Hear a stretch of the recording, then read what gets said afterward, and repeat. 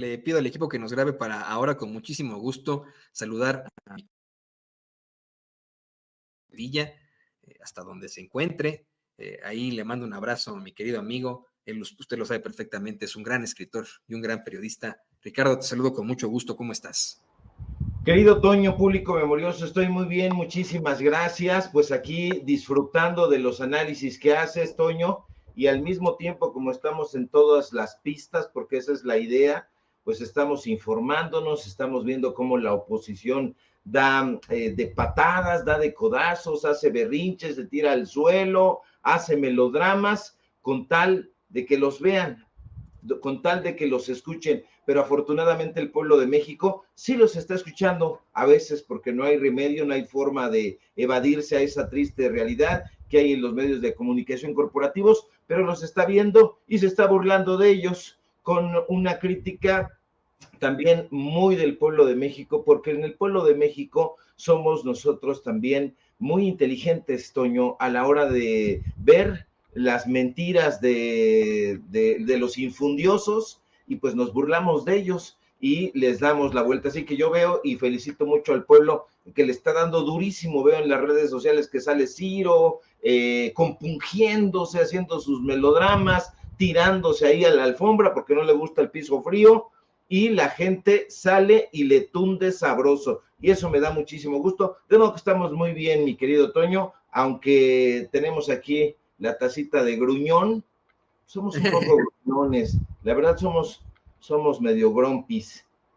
Así somos los periodistas, ¿no? Muchos de nosotros en nuestra pasión, nuestra verdadera falta de cinismo, los que no somos cínicos, somos muy pasionales y nos desesperamos y sí nos afecta lo que nos dicen, las cosas que pasan y pues nos convertimos ahí en el gruñón de los enanos de Blancanieves, que bueno, pues ahí también trabajamos pero en la mina de la información, querido Ricardo.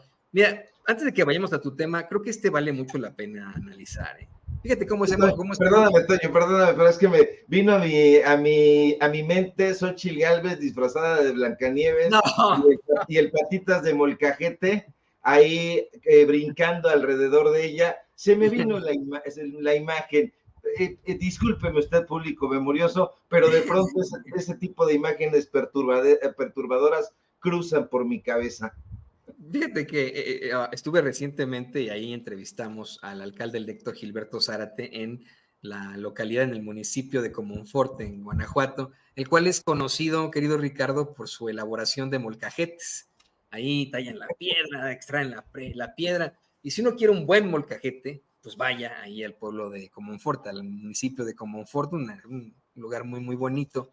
Y fíjate, le hicimos una entrevista exclusiva al alcalde electo por Morena, a una de las diputadas federales más destacadas también ahí, en Comonfort. No se me ocurrió preguntarles que pues dónde andaba ahí Fernando Belauzarán, porque tienen en la plaza principal un molcajete tamaño natural, no, tamaño de persona, ¿no? Entonces, pues a lo mejor ahí estaba una estatua a Fernando Belauzarán y bueno, esto va en colación a lo que estamos platicando, ¿eh? No se vaya con la finta público consentidor. En todas partes me da la impresión a mí que esa derecha no se da cuenta de cómo la ha regado al faltarle el respeto al pueblo de México. Estamos a punto de que este paro del Poder Judicial, querido Ricardo, tenga pues también a los impartidores de justicia. A partir del miércoles se unirán al paro nacional. Tenemos también a una bola de millonarios a los que hoy invita el presidente López Obrador a dar su opinión, pero públicamente, sobre una reforma electoral. Gente que de verdad no se dan cuenta que el pueblo quiere esa reforma electoral, que el pueblo votó por esa reforma electoral. Tenemos unos medios de comunicación que insisten en darle mierda al público, sin saber que ya la gente ya no los quiere ver, ya no quiere ver a los Ciros, a los López Dóriga, a los Loret, y está perdiendo esa ultraderecha. Invitan a alguien como Milei a México, a una visita no oficial en el que no le iba a recibir ni López Obrador ni Sheinbaum, por ejemplo, ¿no? Sino Eduardo Verástegui. No puede ir porque su pueblo allá le está reclamando que utilice esa lana. Vamos, es perder y perder, y porque no se dan cuenta, no escuchan definitivamente al pueblo. Creo que ese es el gran problema. Si escucharan un poquitito y dijeran, oigan, vamos a ponernos del lado del pueblo un poquitito, no tendrían tantas caídas, ¿no? Sí, no tendrían tantas caídas, pero mira, Toño, en realidad estos personajes son terriblemente cínicos, son terriblemente sorprendentes, y en el Poder Judicial más, porque tienen una cara de palo que apenas si la pueden sostener. Yo creo que es una cara de palo que se ha humedecido con las lluvias que han estado azotando a la Ciudad de México, y se les ha humedecido la cara de palo.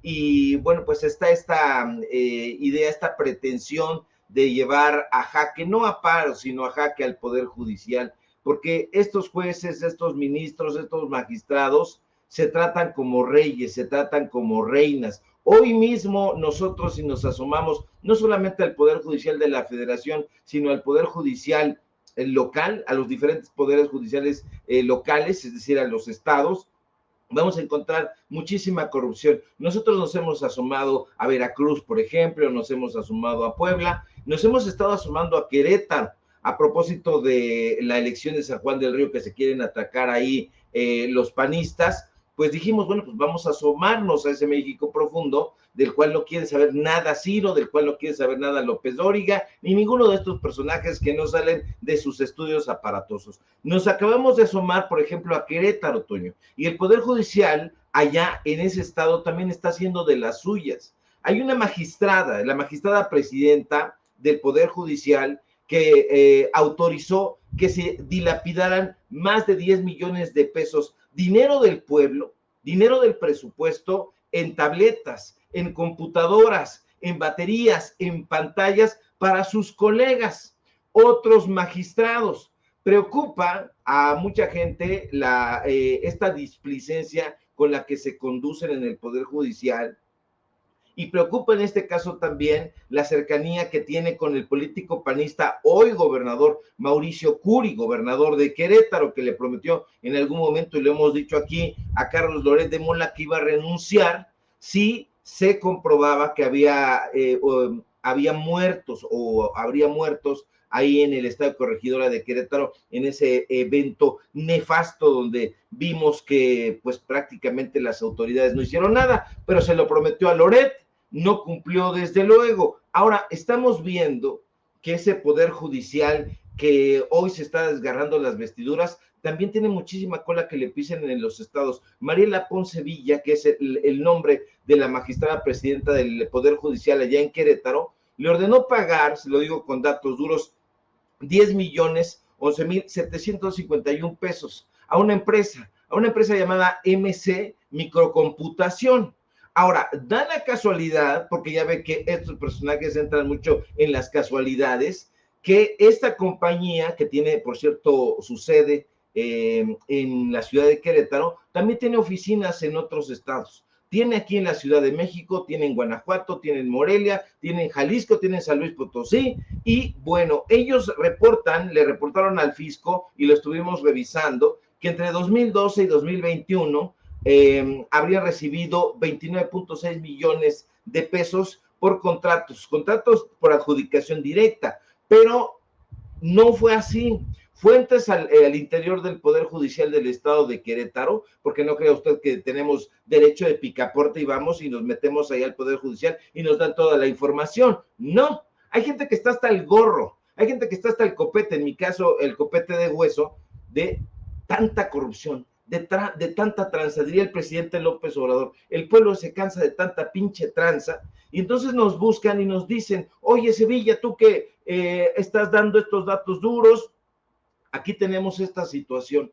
Y entonces nos dan a conocer una serie de documentos donde aparecen que estos personajes habrían estado en contubernio con el Poder Judicial, la empresa y bueno, pues los magistrados en este caso. Entonces, hay mucho dinero de por medio. Estuvimos revisando la documentación, ya ve que Ciro, ya ve que Loretito no se dan tiempo de eso porque tienen a sus canchanchanes. Nosotros sí tenemos tiempo para eso porque justamente esa es nuestra profesión. Ahora, tuvimos acceso a las facturas, tuvimos acceso al contrato, tuvimos acceso a las cantidades y resulta que esto es completamente anómalo. Ellos están gastando un dinero que no se les había autorizado. Ahí ellos en un documento que está fechado en Santiago de Querétaro el 14 de abril del año pasado,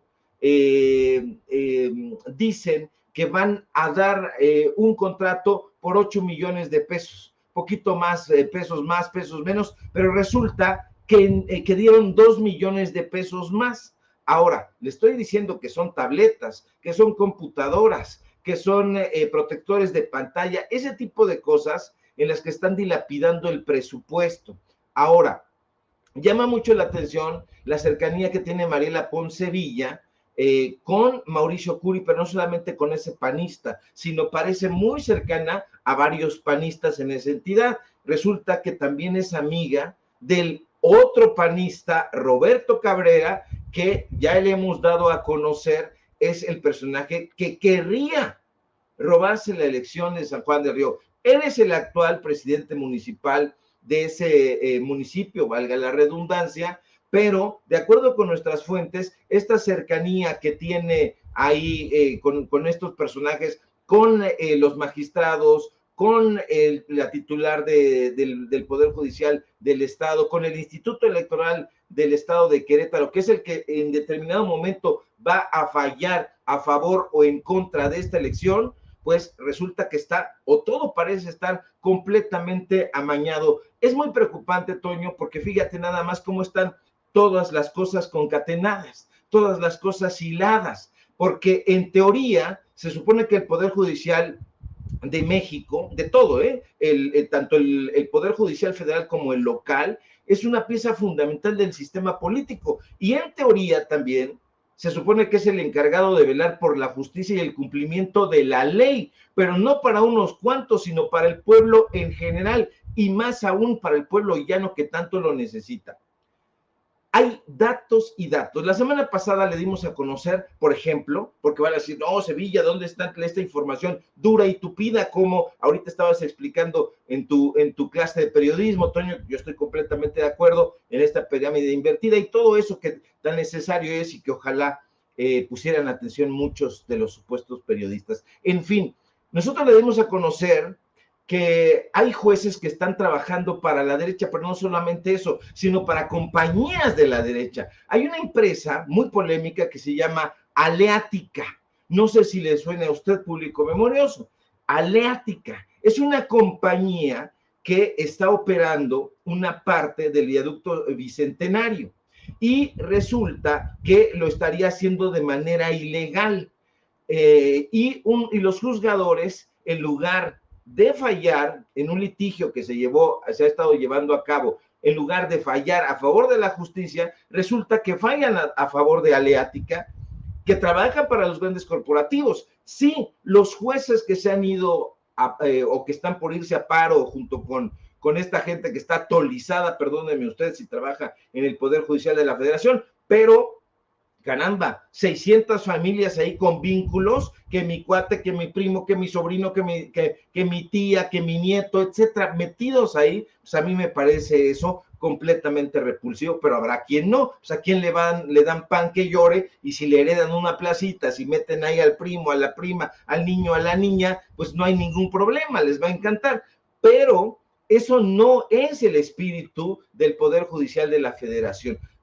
Corruptelas tras corruptelas, le dimos a conocer, por ejemplo, que estos personajes, uno de ellos eran varios personajes, me parece que 7 personajes, 4 exfuncionarios mexiquenses y 3 exdirectivos de esa empresa, pues sí, estaban en el altiplano. Pues resulta que los juzgadores, un juzgador en concreto que está adscrito a ese penal, dijo, no, pues es que aquí no hay los elementos suficientes para que estos personajes vayan a proceso, no los hay.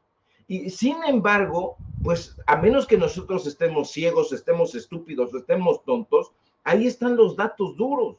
Le revelamos, por otro lado, que los pensionados y jubilados no son la excepción en el Poder Judicial de la Federación. Le dimos a conocer con datos duros, Toño, a la gente que nos ve y que nos escucha, que estos trabajadores, aún en el retiro, tienen seguros de casa habitación millonarios, pero no lo pagan con su sueldo, les pagan muy bien, pagan con dinero del erario, es decir, con dinero del pueblo de México. En diciembre del año pasado se gastaron 112 millones de pesos.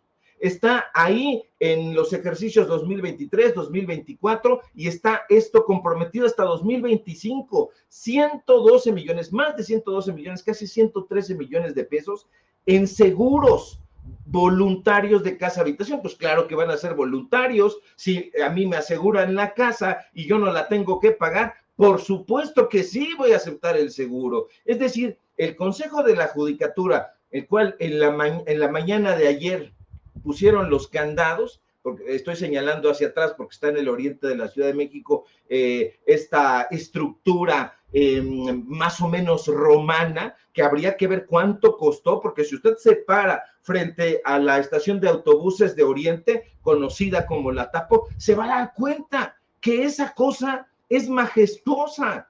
Mientras tanto, el pueblo de México, hay gente afuera del Consejo de la Judicatura que está limpiando parabrisas, niños y niñas que vienen de otros estados y que se quedan alrededor de la estación Tapo, que así se le conoce, y están limpiando parabrisas, mientras estos juzgadores se están dando la gran vida.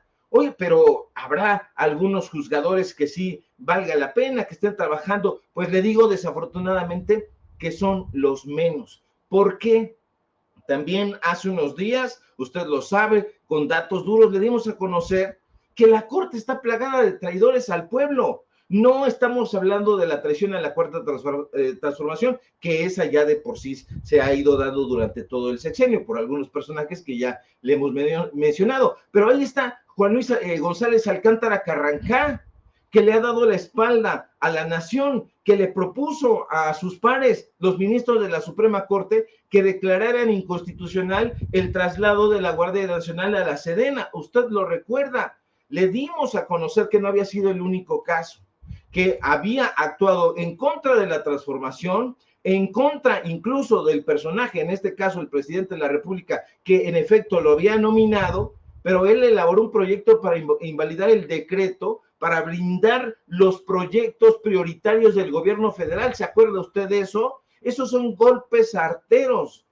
No conforme con eso, el traidor Carrancá, no visto así solo por mí, sino por un gran número de mexicanos y mexicanas, se puso su gorrita a la marchita esta pedorra para defender la desaparición de los 13 fideicomisos del Poder Judicial. ¿Se acuerda usted de eso? Entonces, hace sus melodramas, hace la crítica a la reforma al Poder Judicial y dijo que eso representa un experimento que no ha dado buenos resultados en otros países. Yo no sé si el ministro Carrancá salga de su cubículo o se quite la toga en algún momento y vaya a ver, bueno, pero que no nos sorprenda eso, Toño, porque este personaje pues tiene una larga cola de dinosaurio. Le ayudaba a su amigo Genaro Góngora Pimentel, hoy ya casi olvidado, que fue presidente de la Suprema Corte de Justicia, era su chacho.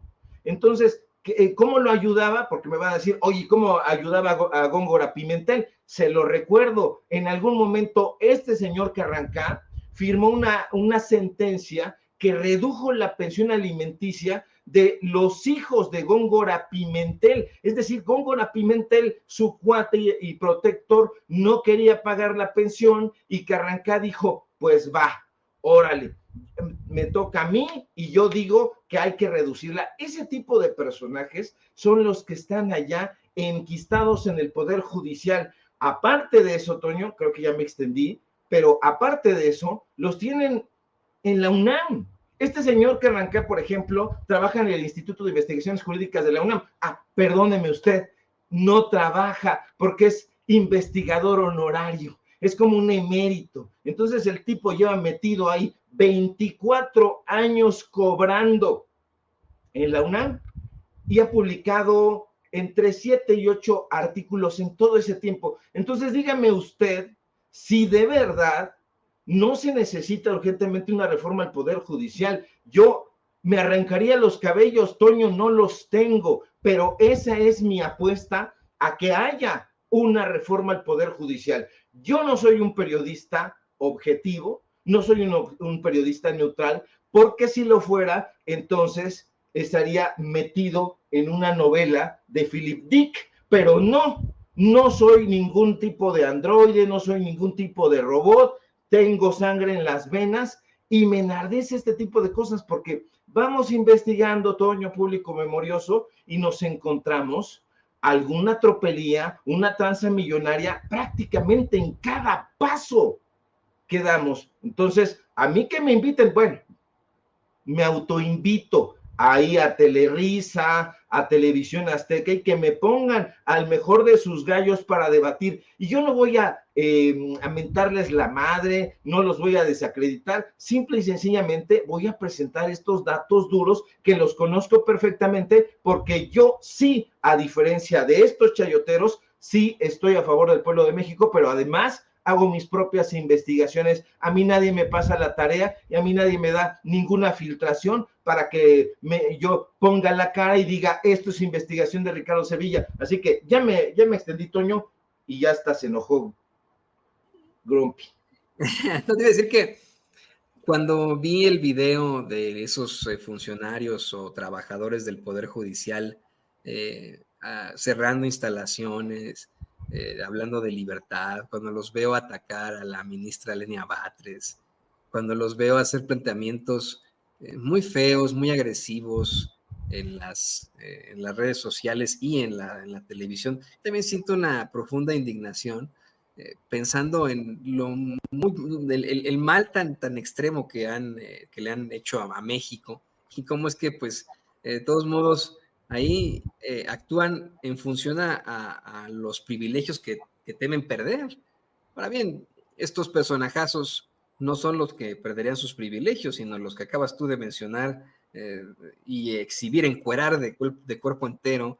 Son esos impartidores de justicia como González Alcántara Carrancá, que se supone tendría que ser un sujeto, pues vamos, imparcial como ministro de la Suprema Corte de Justicia de la Nación, y que termina asistiendo a la marcha de cretinazos y fascistas, y que pues obviamente es de los que defienden todos estos privilegios. Te entiendo perfectamente y por favor síguete extendiendo aquí, querido Ricardo, pero antes de que continuemos con este tema, quiero presentarte lo siguiente. Le voy a pedir al equipo que nos grabe, porque en información de última hora, la presidenta electa de México, la doctora Claudia Sheinbaum, acaba de tener una conferencia de prensa y esto fue lo que dio a conocer.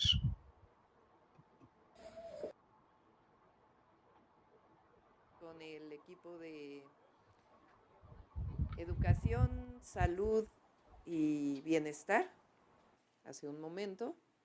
Estamos trabajando ya, como ustedes saben, son 3 programas de bienestar que estaremos incorporando a partir de 2025. El programa de mujeres de 60 a 64 años, que vamos a iniciar el próximo año con 63 y 64. Ya en su momento, cuando entremos al gobierno, vamos a explicar, porque a partir del 1 de octubre iniciará la inscripción, la convocatoria y la inscripción de mujeres en módulos, el programa de becas para niños y niñas, que iniciaremos el próximo año con la universalidad en secundaria, que se va a hacer en los planteles educativos a partir de octubre, la inscripción a este programa, y se va a dar las becas a las mamás, para que las mamás tengan la ¿cómo se dice?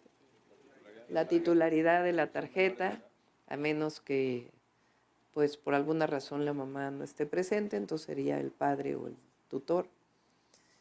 Y también inicia a partir de octubre el proceso de inscripción en las escuelas y el programa de salud casa por casa para las y los adultos mayores, que también va a iniciar un censo con un tamizaje a partir de octubre. Ya Bienestar va a ir casa por casa a los 12 millones de adultos mayores y discapacidad, que se incluye también en el programa de salud casa por casa, con un tamizaje que se llama, es decir, qué enfermedades tienen, qué problemas tienen, etcétera. A partir de ahí, también este año iniciará la convocatoria para la contratación de médicos, médicas, enfermeros, enfermeras, para que a partir de enero inicie ya el programa de visita. Entonces, todo eso ya lo estamos trabajando para que el 1 de octubre, en la toma de posesión, pueda anunciarlo claramente. Y como vamos a tener mañaneras, pues vamos a ir anunciando en las mañaneras la dinámica de cada uno de los programas. Eso por un lado.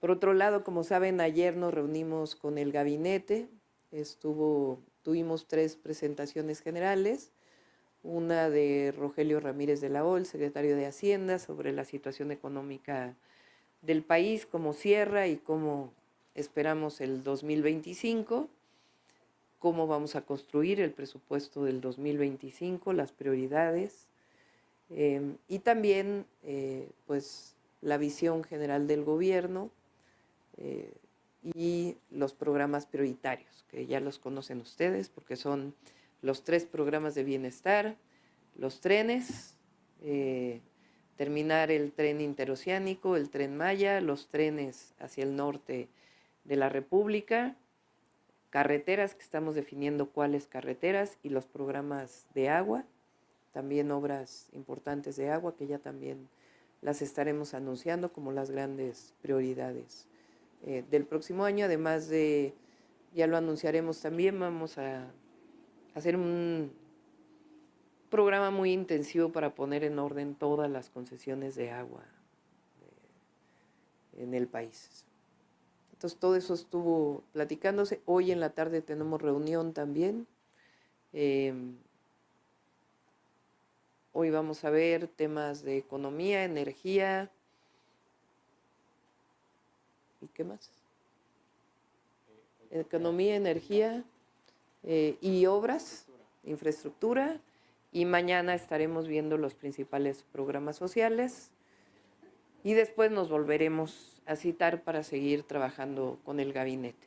Entonces, como ven, vamos muy avanzados y el 1 de octubre pues ya tenemos claridad de los primeros 100 días de gobierno, prácticamente día con día, qué vamos a hacer cada uno de los días. Son estas encerronas que estamos teniendo, más bien en las tardes. Como hay muchos compañeros que siguen en el gobierno, sea en el gobierno de la ciudad o en el gobierno federal o en el partido, que todavía tiene algunas tareas Mario en el partido, entonces les era muy difícil salir de la ciudad, entonces decidimos tomar las tardes para estas reuniones. Pues este es más o menos lo que quería platicarles. El día de ayer creo que quedó muy claro el tema de las plurinominales, cómo se distribuyen y cómo no hay margen para la interpretación de la ley. Así que esperemos que el Instituto Nacional Electoral pues actúe conforme a derecho y en su momento el Tribunal Electoral. Dije que ya no iba a hablar nada de el partido porque ya no me corresponde como presidenta electa, pero aprovechando que está Mario Delgado aquí, que ya tiene las 2 cachuchas, casi secretario de Educación y todavía presidente del partido, quiero aprovechar que están ustedes aquí para que pueda hablarles un poco de cuándo se está convocando el Congreso. Yo ya no hablaría de eso, pero que Mario pueda platicarles un poco de ese tema y después, si quieren, contestamos sus preguntas. Adelante, Mario. Las palabras de la doctora Claudia Sheinbaum dándole la voz al todavía dirigente de Morena, Mario Delgado, quien se convertirá muy pronto en el secretario de Educación Pública. ¿Sabe qué? Lo quiero comentar con mi queridísimo Ricardo Sevilla, mi compañero periodista y escritor, que mientras en otros sexenios, cuando hacían los planteamientos a futuro de lo que iban a hacer, teníamos, por ejemplo, a un Peña reuniéndose con empresarios y los empresarios haciéndose las manos así, y vamos a invertir en esto, claro, en el discurso se hablaba de el desarrollo económico más allá del bienestar social, ¿no? Lo mismo con Calderón, con Fox, y vamos a desarrollar en esto, en obras de infraestructura, más en obras de infraestructura, más en inversiones, más en cuestiones económicas, que lo que está planteando ahora la presidenta electa, la doctora Claudia Sheinbaum, en sus 100 primeros días de gobierno. Comienza hablando de programas sociales. ¿Qué otro presidente se ha dedicado a hacer eso? Bueno, pues el presidente anterior a ella, el presidente Andrés Manuel López Obrador. ¿Qué diferencia entre todos estos? Le pido al equipo que nos grabe para escuchar tu comentario, Ricardo. ¿Qué opinas de este planteamiento de esos 100 primeros días con, pues vamos, una serie de actos para la justicia social? A mí no me preguntes esas cosas, mi querido Toño, porque yo soy una persona muy impopular y cada vez que hago este tipo de cosas me vuelvo más impopular. Celebro completamente lo que está haciendo Claudia Sheinbaum. A mí me parece que tiene muy buen tiento. Decía yo que iba a ser impopular porque espero yo que Mario Delgado, lo digo a título personal, espero que Mario Delgado no le haga tanto daño a la Secretaría de Educación Pública como se lo hizo al partido Morena. Ya lo dije, es mi postura, es propia, es de Ricardo Sevilla. Yo no considero que Mario Delgado haya hecho un papel ni siquiera destacado en el partido, pero bueno, pues eso ya es otra cosa y tendrá la oportunidad Delgado de hacer las cosas bien en la Secretaría de Educación Pública. Ojalá las haga en esta ocasión Mario Delgado, lo digo yo, Ricardo Sevilla, pero más allá de todo eso, a mí me da mucho gusto que la doctora Claudia Sheinbaum pues lo meta al redil primero que nada y saber qué vamos a hacer, qué tenemos, de qué vamos a hablar, y entonces presto que será el titular de la Secretaría de Educación Pública, le da santo y seña a la doctora Claudia Sheinbaum, ya próxima presidenta de este país, y yo creo que estará obligado a hacer las cosas bien. Por otro lado, este planteamiento y este desarrollo que hace, habla justamente de una estratega. La doctora Claudia Sheinbaum es una estratega. Algunos le han dicho en determinados círculos una especie de dama, la han catalogado como dama de hierro. A mí me parece que no es una dama de hierro, pero sí es una mujer con muchísima personalidad y que va a trabajar, como ya lo ha demostrado en la Ciudad de México, con mano firme. Y esto que hace, presentar los primeros 100 días de gobierno, pues me parece también una estrategia, pero al mismo tiempo creo que pues es un compromiso con la ciudadanía, está obligada y ella lo sabe y se obliga a ello, a informarle al pueblo de México. Creo que ha sido un acierto que decida tener conferencias mañaneras, más allá de ampliar el legado que deja el presidente López Obrador. Bueno, todavía no lo deja, pero lo dejará. Pues me parece muy relevante que la próxima presidenta le esté informando todos los días a la nación, al pueblo de México, qué es lo que está haciendo, y creo que con esta actitud que está mostrando y demostrando, pues las cosas irán de bien a mejor. Así que, pues en este caso, yo celebro mucho lo que está trabajando ya la doctora Claudia Sheinbaum, y sí, en efecto, hay algunos miembros del recién nacido gabinete, o que lo van a integrar, ya fueron nombrados, pero todavía no lo hacen oficialmente, que están trabajando doble, están trabajando algunos en el gobierno federal, algunos y algunas en el gobierno de la Ciudad de México, pero ya están trabajando en este momento para la confección, lo cual me parece muy bien, porque no falta mucho, el tiempo pasa rápidamente y creo que van a venir muy cosas buenas, no para un sector, sino para el pueblo de México, que eso es y siempre ha sido lo más importante, mi querido Toño. Querido Ricardo, exactamente, creo que pues la clave en todo esto no es que tengamos a una mujer de hierro gobernando a México, sino todo lo contrario, alguien con la sensibilidad suficiente como para decir, oigan, primero debe estar el bienestar social que el desarrollo económico. Con bienestar social obtendremos desarrollo económico, y tienes toda la razón, lo está dejando muy en claro con su gabinete, con los planteamientos que hace la doctora Claudia Sheinbaum frente a, pues ya la toma de protesta el 1 de octubre, ya estamos a la vuelta de la esquina, o sea, parece que todavía falta un poquitín, pero en menos de lo que nos imaginamos tú y yo y el público consentidor, Ricardo, vamos a estar en ese 1 de octubre diciendo, ¿qué hubo, cuándo? ¿No? Así que, pues ahí pendientes de esto. Quería plantearte un tema más, a ver si y le pido al equipo que nos grabe. Quiero compartir con usted, público consentidor, uno de los momentos más intensos de la conferencia de prensa mañanera, en el que el presidente López Obrador pues asegura que a lo mejor los montajes, el pseudoperiodista Carlos Loret de Mola va a reflexionar, va a tener una autocrítica, considera que lo mismo va a pasar con Ciro Gómez Leiva o con el mismo López Dóriga. Esto lo hace mientras nuestro queridísimo Vicente Serrano le cuestiona una serie de preguntas, ¿no?, que tienen que ver con esto.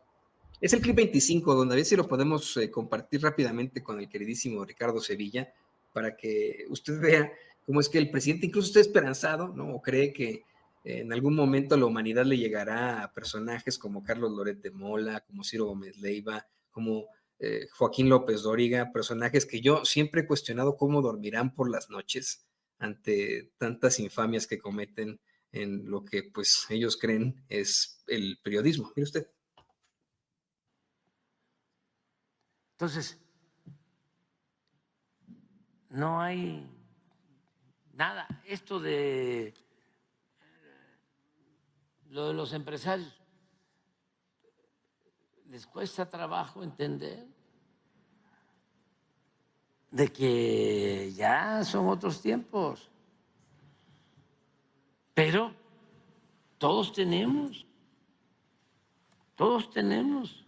que ajustarnos a las nuevas realidades.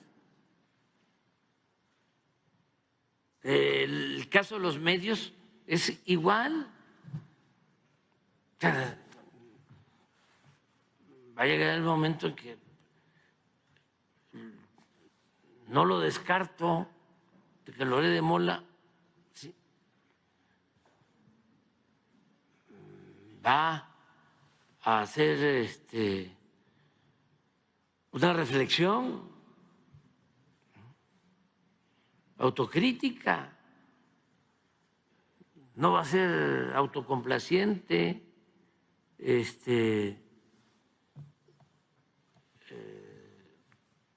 hasta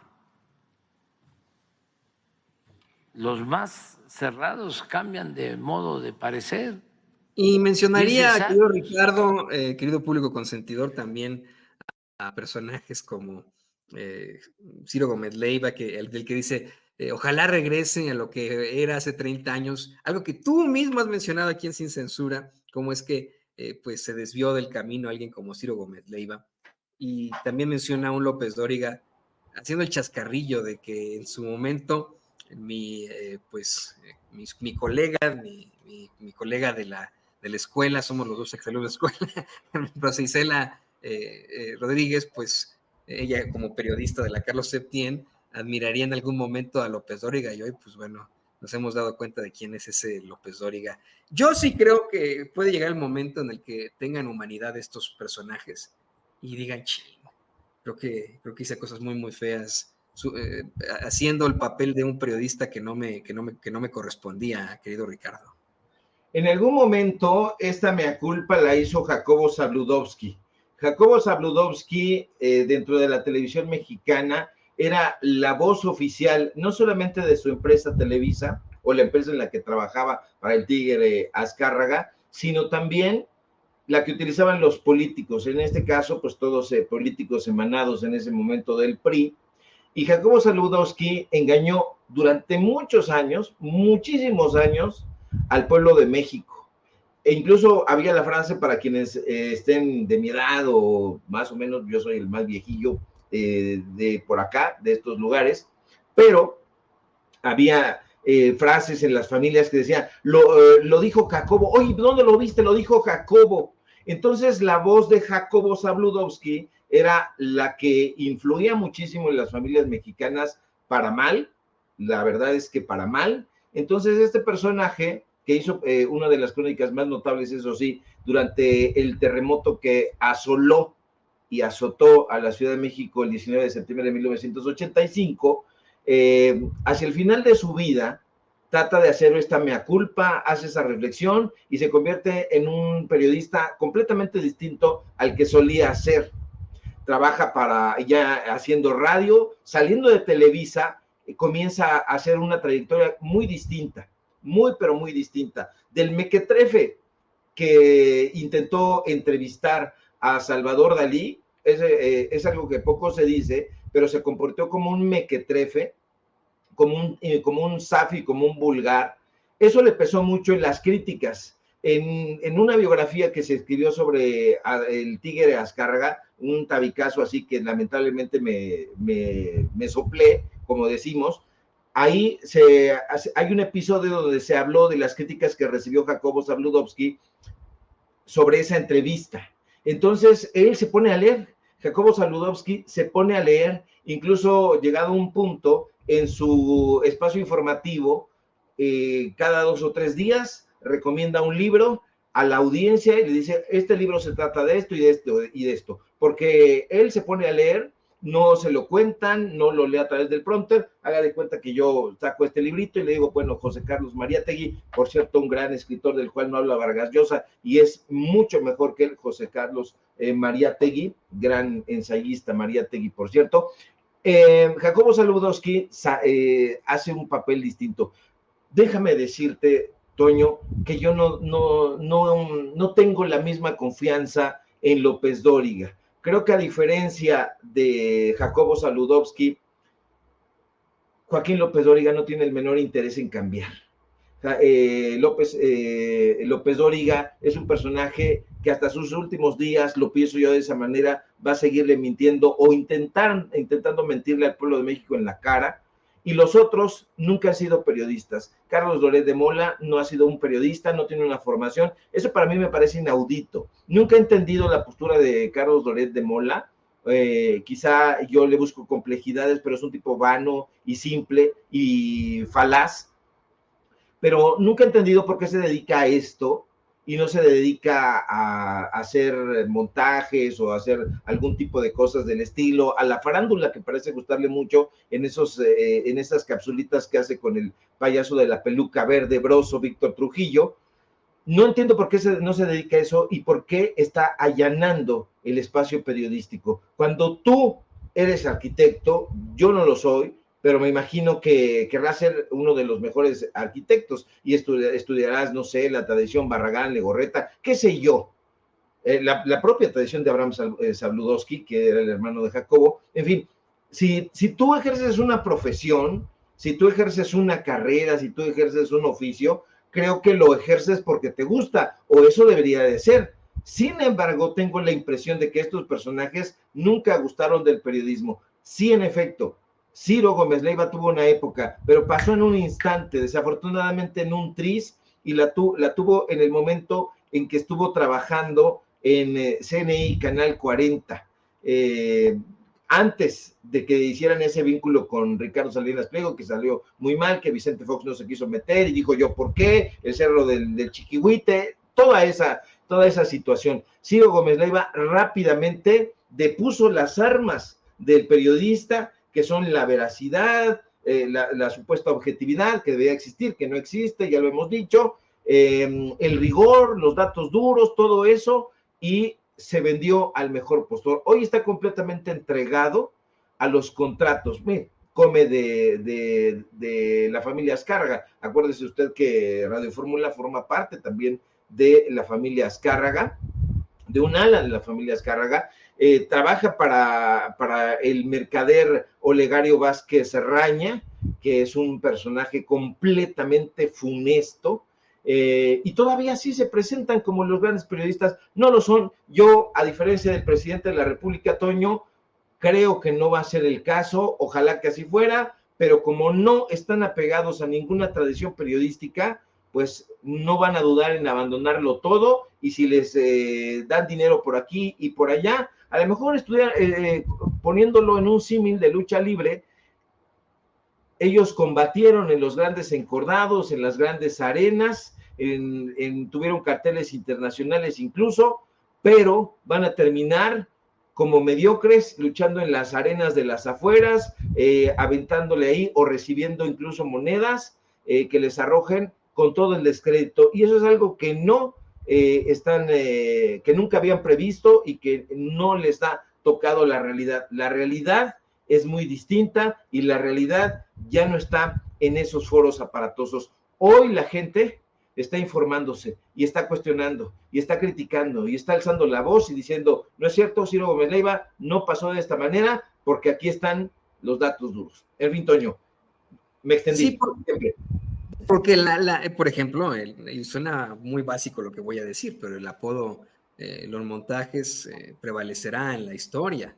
E incluso aquellos que defienden de alguna otra forma a Carlos Loret de Mola, este pseudoperiodista, si en algún momento de la historia, en algunos 50 años, se encuentran con información sobre él, indagarán por qué le dijeron en el sumo, por qué Vicente Serrano le puso los montajes, por qué a Ciro Gómez Leiva también lo consideraron en su momento como el defensor de los malandros, porque pues tantas y tantas cosas, tantos incidentes ahí interesantes que no los perdonará la historia. Esa es mi conclusión. Yo creo que a ellos no los perdonará la historia, querido Ricardo.